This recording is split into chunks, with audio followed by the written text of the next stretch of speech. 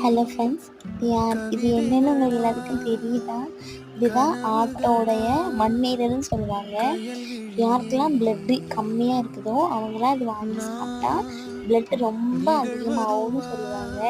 இன்னைக்கு எங்கள் அம்மா எனக்காண்டி இது வாங்கிட்டு வந்தாங்க. அது சின்ன பீஸு, எங்கள் ஊரில் 75 ரூபா. உங்கள் ஊரில் இது கிடச்சிச்சின்னா மறக்காமல் எல்லோரும் வாங்கி சாப்பிடுங்க.